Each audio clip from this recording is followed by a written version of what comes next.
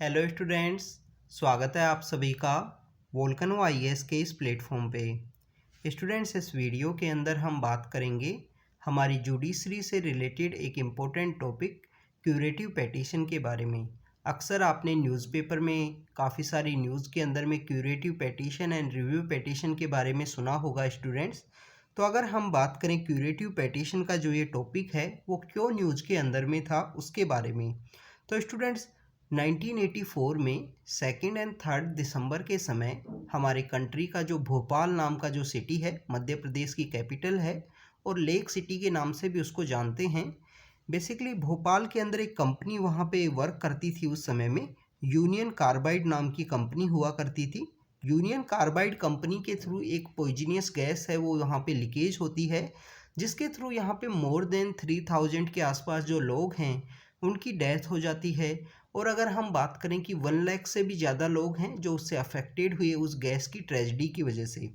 तो स्टूडेंट्स 1984 का जो 2 दिसंबर और 3 दिसंबर के दिन हैं 1984 में, ये जो ट्रेजेडी है वो यहाँ पे भोपाल के अंदर हुई थी, जिसे हम भोपाल गैस ट्रेजेडी बोलते हैं। अगर आपने नीट का या आईआईटी जेई के एग्ज़ाम की प्रिपरेशन की होगी स्टूडेंट्स, तो उस समय में एक क्वेश्चन काफ़ी कॉमनली जो 12th क्लास के साथ पूछा जाता है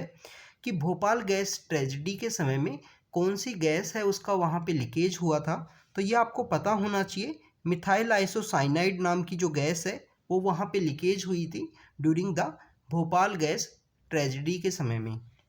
अब हम यहाँ पे बात करते हैं कि ये जो प्ली है वो क्यों फाइल की गई है हमारी सेंट्रल गवर्नमेंट के द्वारा। तो स्टूडेंट, जब भोपाल गैस ट्रेजेडी हुई तो उस समय में जो यूनियन कार्बाइड के जो चेयरमैन हुआ करते थे उनका नाम बेसिकली था वारेन एंडरसन। तो वारेन एंडरसन नाम के जो पर्सन थे उनको बेसिकली प्राइम अक्यूज यहाँ पे डिक्लेयर किया गया था, बट वो पर्सन कभी भी कोर्ट के अंदर अपीयर नहीं हुए और 2014 के समय में उनकी डेथ हो गई थी। बेसिकली वो इंडिया से अमेरिका के लिए चले गए थे। वो भी एक काफ़ी कंट्रोवर्शियल टॉपिक है कि कैसे वो यहाँ से एस्केप होके गए थे।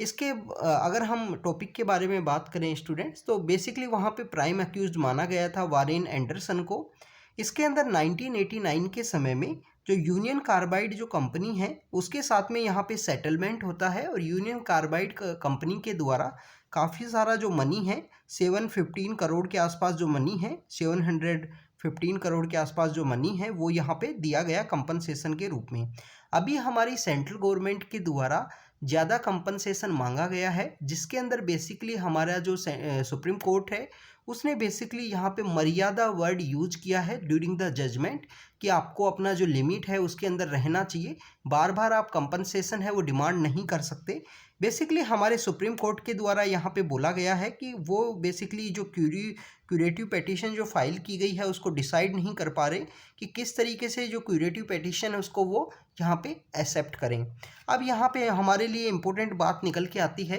कि सबसे पहले तो रिव्यू पेटिशन के बारे में हमें पता होना चाहिए। हमारे कॉन्स्टिट्यूशन का आर्टिकल है आर्टिकल 137। आर्टिकल 137 जो हमारे कॉन्स्टिट्यूशन का है वो बताता है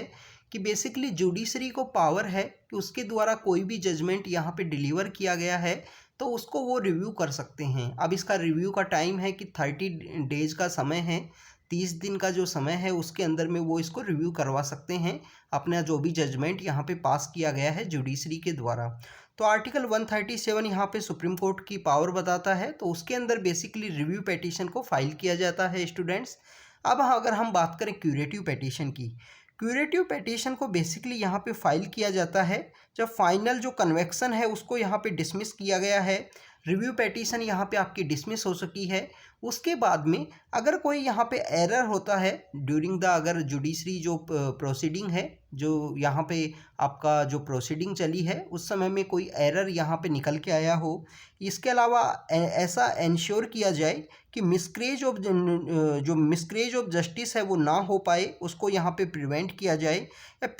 अब्यूज़ ऑफ जो प्रोसेस है वो प्रिवेंट करने के लिए इस क्यूरेटिव पेटिशन को यहाँ पे स्टार्ट किया गया था। सबसे पहले अगर हम बात करें क्यूरेटिव पेटिशन की, ये कहाँ से ये वर्ड है जो जनरेट हुआ है, कौन सा ऐसा जजमेंट है, क्योंकि हमको जब आंसर अगर लिखना है तो आंसर के अंदर हम बेसिकली मेंस के अंदर जो सुप्रीम कोर्ट के जो जजमेंट्स हैं उनको कोट करते हैं। तो यहाँ पे जो केस है Rupa Ashok Hurra versus Ashok Hurra and others का जो केस है 2002 का, इसके अंदर बेसिकली जो क्यूरेटिव पेटिशन के जो प्रिंसिपल हैं वो हमारे सुप्रीम कोर्ट ने यहाँ पे लेट डाउन किए।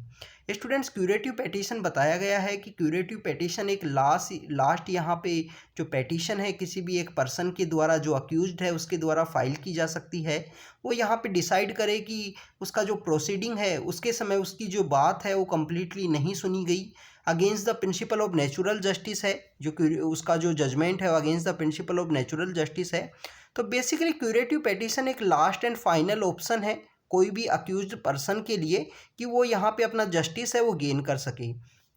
अब अगर हम बात करें इसके ऑब्जेक्टिव की कि क्यों यहाँ पे क्यूरेटिव पेटिशन रखी गई, तो यहाँ पे बेसिकली कोई भी मिसकरेज ऑफ जस्टिस ना हो, जो प्रिवेंट अब्यूज़ ऑफ जो प्रोसेस है उसको प्रिवेंट करने के लिए यहाँ पे ये जो क्यूरेटिव पेटिशन है वो रखी गई है कि अगेंस्ट कोई किसी भी पर्सन यहाँ पे गिल्टी या गलत से कोई भी अगर हम बात करें जजमेंट है उसका शिकार ना हो, गलत यहाँ पे उसको सज़ा ना मिले, तो उसके लिए यहाँ पे क्यूरेटिव पेटिशन है वो रखी गई है। सबसे पहले इम्पोर्टेंट हमें पता होना चाहिए कि ऑब्जेक्टिव कैसे है। ऑब्जेक्टिव हमने देखा कि यहाँ पे जस्टिस प्रोवाइड हो, कोई भी पर्सन यहाँ पे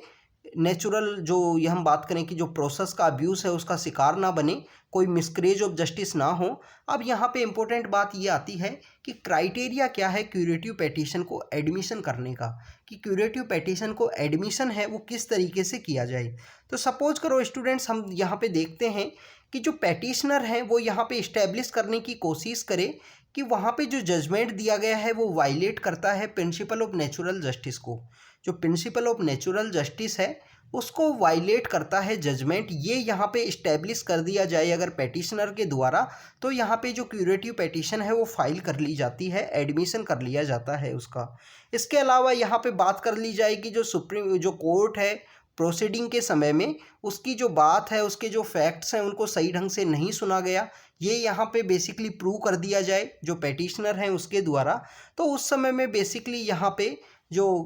पेटिशन है क्यूरेटिव पेटिशन वो यहाँ पे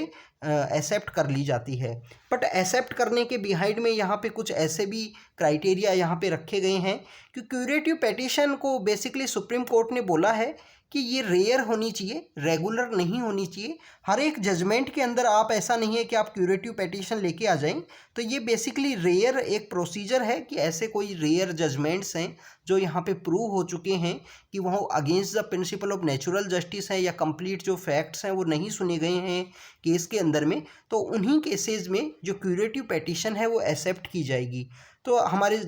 सुप्रीम कोर्ट ने माना है कि curative petition must be rare rather than the regular. अगर हम बात करें क्यूरेटिव पेटिशन को यहाँ एडमिशन करने से रिलेटेड, जो यहाँ पे एक सर्टिफाइड भी होना चाहिए सीनियर एडवोकेट के द्वारा, बेसिकली क्यूरेटिव पेटिशन है वो सर्टिफाइड होना चाहिए कि इसको यहाँ पे एडमिशन करने की ज़रूरत है, क्यूरेटिव पेटिशन को एक्सेप्ट करने की ज़रूरत है, क्योंकि ये against the principle of natural justice है या अब्यूज़ ऑफ, अगर हम बात करें जो प्रोसेस है उसका अब्यूज़ हुआ है यहाँ पे। इसके अंदर स्टूडेंट्स यहाँ पे जो सीनियर एडवोकेट हैं उसके द्वारा सर्टिफाइड किया जाए। इसके अलावा स्टूडेंट्स अगर हम बात करें कि ये पॉइंट आउट करता है सब्सटेंशियल ग्राउंड फॉर जो एंटरटेन करना या एडमिशन करना, जो प्ली को यहाँ पे एडमिशन किया जा सके उसका जो ग्राउंड है उसको यहाँ पे प्रूव करता है वो उनका जो सर्टिफिकेशन है सीनियर एडवोकेट का। अब यहाँ पे इम्पोर्टेंट बात निकल के आती है कि एडमिशन तो कर लिया आपकी क्यूरेटिव पेटिशन को, अब इस क्यूरेटिव पेटिशन को कौन यहाँ पे आपकी क्यूरेटिव पेटिशन को सुनेगा। बेसिकली जो क्यूरेटिव पेटिशन है उसको 3 जो सीनियर मोस्ट जज हैं उनके द्वारा आपकी क्यूरेटिव पेटिशन है वो सुनी जाती है। इसके अंदर बेसिकली वो जज भी हो सकते हैं जिन्होंने आपका जो केस है ऑलरेडी अगर सुना है, वो यहाँ पे अगर अवेलेबल हैं उस समय में, तो वो भी इसका पार्ट हो सकते हैं। इसके अंदर बेसिकली जो मेजॉरिटी ऑफ जज हैं वहाँ पे अगर 3 जज हैं तो मेजॉरिटी के साथ में डिसीजन लिया जाएगा, और जज यहाँ पे अगर एक्सेप्ट करते हैं कि इसको दोबारा से हियरिंग के अंदर जाना चाहिए, दोबारा से जो प्रोसीडिंग है उसके अंदर जो जाना चाहिए, यहाँ पे बेसिकली दोबारा से डिस्कस करने की ज़रूरत है कि कंप्लीट अब्यूज़ ऑफ पावर हुआ है इस केस के अंदर में, तो उसी समय में यहाँ पे ओपन कोर्ट का जो डिस्कशन है उसके अंदर में आपका जो केस है वो जाएगा। वहाँ पे कोर्ट जो जज हैं उनके द्वारा मेजॉरिटी में डिसीजन लिया गया है कि क्यूरेटिव पेटिशन सही है। जब उसको एडमिशन किया गया उसके बाद में वहाँ पे मेजॉरिटी के साथ में डिसीजन लिया गया है कि यहाँ पे ज़रूरत है इस केस को दोबारा से सुनने की, दोबारा से इसको लिस्ट करने की। तो जब ही आपका केस है ओपन कोर्ट के लिए जाएगा। स्टूडेंट्स, अगर क्यूरेटिव पेटिशन आपने फाइल की है और उस समय में वहाँ पे प्रूव हो जाता है कि क्यूरेटिव पेटिशन कम्प्लीटली फॉल्स है, कम्प्लीटली यहाँ पे सही फैक्ट नहीं है और कोर्ट का जो टाइम है वो वेस्ट किया गया है, तो आपके ऊपर यहाँ पे जो जुर्माना है वो भी यहाँ पे पेटिशनर के ऊपर में लगा दिया जाता है कोर्ट के द्वारा कि कोर्ट का जो समय है वो वेस्ट करने की कोशिश की है आपने इस जजमेंट को फाइल करके या क्यूरेटिव पेटिशन को फाइल करके। तो स्टूडेंट्स, ये क्यूरेटिव पेटिशन की कुछ बातें थी। हमारी सेंट्रल गवर्नमेंट के द्वारा क्यूरेटिव पेटिशन फाइल की गई है कि जो ज़्यादा पैसा है वो उनको मिल सके कंपनसेशन के रूप में, जो यूनियन कार्बाइड नाम की जो कंपनी है उससे। तो हमारे जो सुप्रीम कोर्ट ने मना किया है कि उसको बेसिकली किस तरीके से एक्सेप्ट करें वो समझ नहीं पा रहे हैं। इसके अंदर बेसिकली हम बात करें क्यूरेटिव पेटिशन की, तो वो क्यूरेटिव पेटिशन सबसे लास्ट एक वेपन होता है जिसके अंदर कोई भी यहाँ पे अक्यूज्ड है वो उसको फाइल करता है। उसकी जब रिव्यू पेटिशन अगर वो यहाँ पे कैंसिल हो चुकी है, रिव्यू पेटिशन डिसमिस हो चुकी है, उसके बाद में स्टूडेंट्स हमको देखने को मिलता है उसको एडमिशन कराने के लिए आपको जो सीनियर एडवोकेट हैं उनका यहाँ पे सर्टिफिकेशन होना चाहिए कि इसको एडमिशन करना ज़रूरी है। यहाँ पे मिसयूज ऑफ पावर हुआ है या कम्प्लीटली जो